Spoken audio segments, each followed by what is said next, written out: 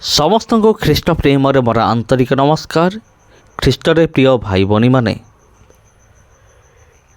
बजरंग दल नाम गोटे विधर्मी ग्रुप अच्छी आपण जानिथिबे। आउ एई माने एई जो दल रही एमाने ख्रीष्टियानिटी को निश्चा देखा निमंते एमाने किछि भी एमाने करि पारंती। एमाने किछि भी एमाने करि पारंती। से रेप हो मर्डर हो जहाँ भी हो एमाने करि पारंती। आउ एई बजरंग दल विषय मु गोटे कथा मु कहिबी जे एमाने कहते आमे होचु सबुठार साहसी, किंतु वास्तविक आपन जो देखिए सबुठार भयालु डरुआ ग्रुप होउचंती किए बजरंग दल। केमिति एमान को राति सारा एमान को निद नाही। आम धर्म विपदर अच्छी, आम धर्म लोप पाई जीवनी तो भारत वर्षरु। आ देख केते लोक माने सब ख्रीस्टियान हो जाउचंती एमान को भाषा रे। आ एमती गोटे दिन आसुची आम धर्म के पचारे नहीं। अरे मूर्ख दल, तुम धर्म के पचारू नाहंती। जदि सेतिकी तुम पाखे सत्यता जदि थांता तेबे हुअंता। तेबे प्रिय बंधुगण चलतु आम माने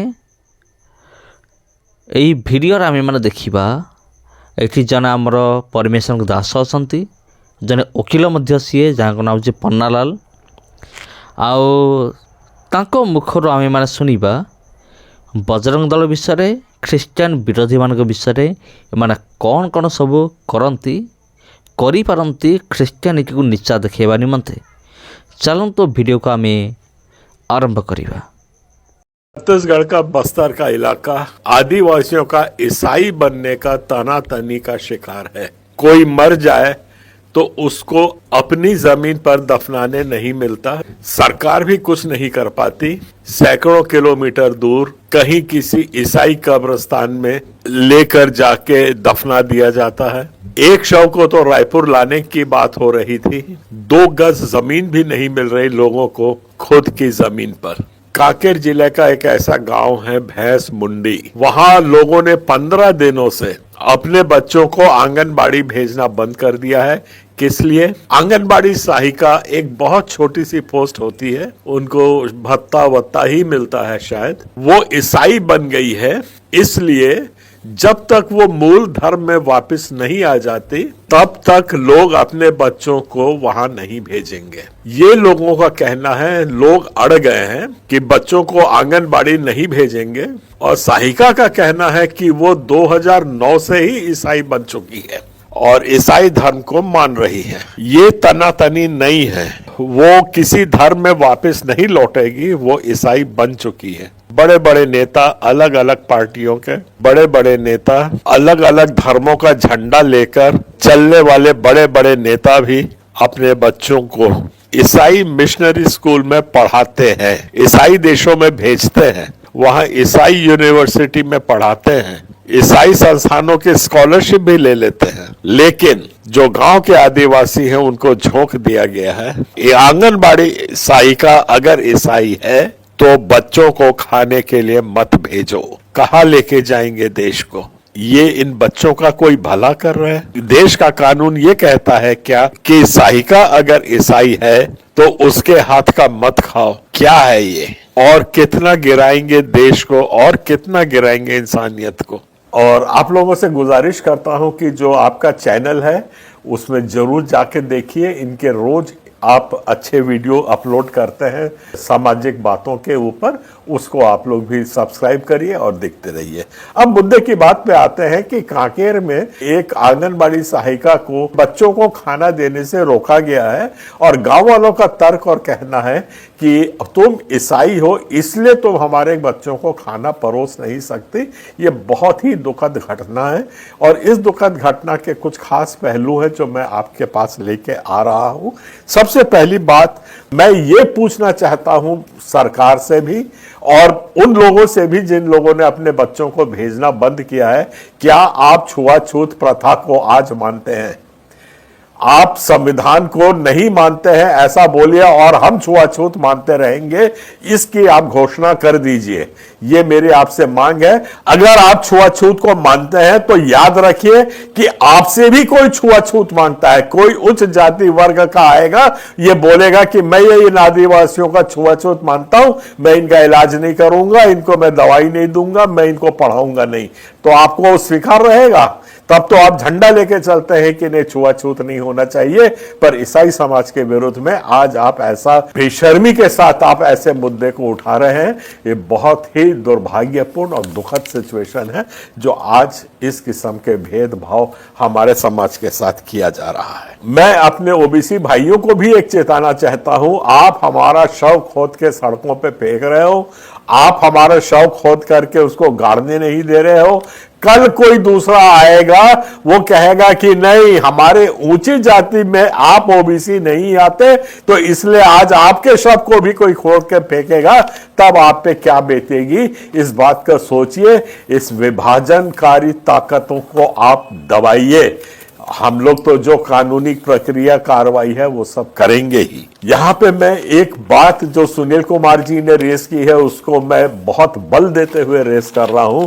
जब हमारे ईसाई मिशनरियों से लेकर के आज तक सबसे ऊंची जो शिक्षा होती है वो आप लोगों को फोकट में दी है, और फोकट में जो मिली हुई चीज को आप पहचान नहीं पा रहे हो, और आप लोगों को मनाही है कि आप ईसाई के यहां पढ़ने नहीं जाओगे। पर हर बड़े आदमी नेता का जो सक्षम है, जिसके पास पैसा है, उसके सब बच्चे अमेरिका जाते हैं पढ़ने के लिए, सब बच्चे जाते हैं विदेशों में, तब आप ईसाइयों के हाथ का खाना खा लेते हो। ये कानून सिर्फ आप आदिवासियों को प्रताड़ित करने के लिए आपको उस्काया गया है, और आप बगैर सोचे समझे इस किस्म के उन्माद में भिड़ रहे हो। ये बहुत दुखद बात है।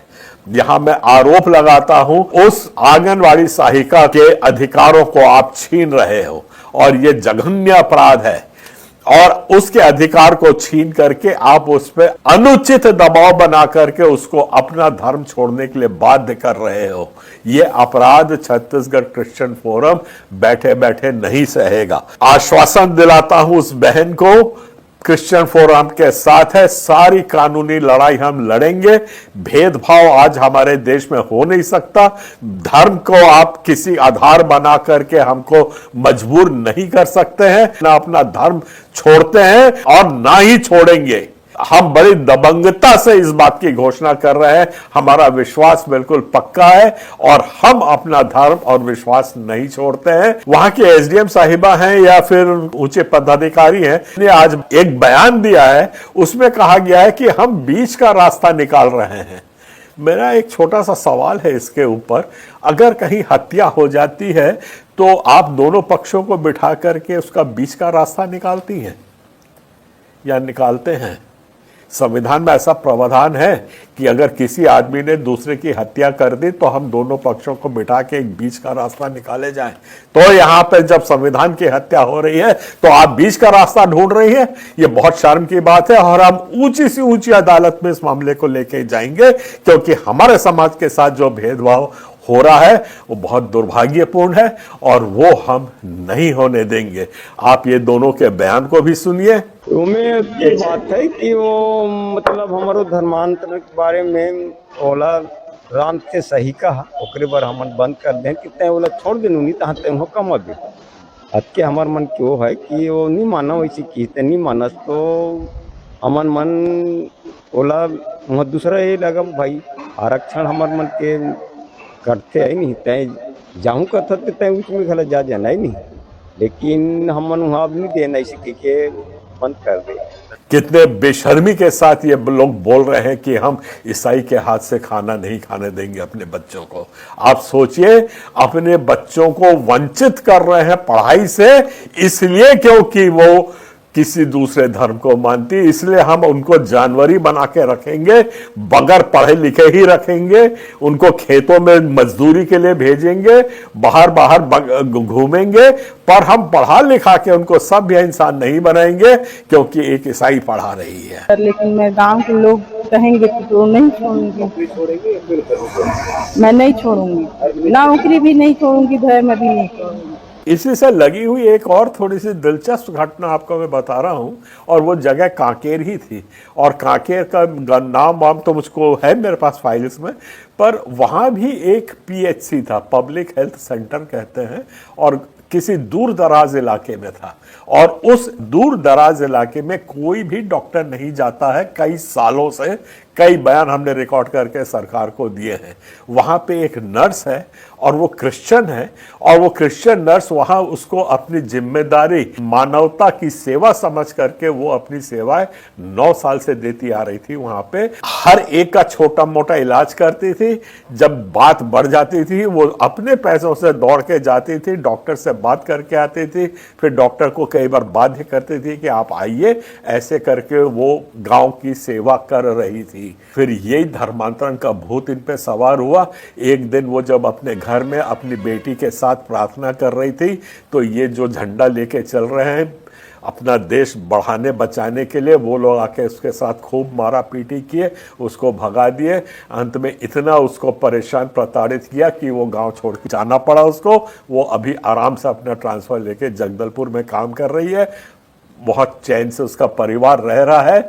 और पीएचसी जो था वो आज बंद हो चुका है। वहां जानवर आके खड़े होते हैं, हकते मुतते हैं, ये हाल वहां का है। और जब वहां के आदिवासियों को जरूरत पड़ती है तो चरपाई में रस्सी बांध के कंधे पर रख के 10-10, 20 किलोमीटर भागते हुए जाते हैं। आपको ऐसा जीवन शैली पसंद थी तो आपको मुबारक हो। आज कांकेर में आपने हमारे समाज के साथ कितना प्यार दिया है, ये हम लोग भूलेंगे नहीं।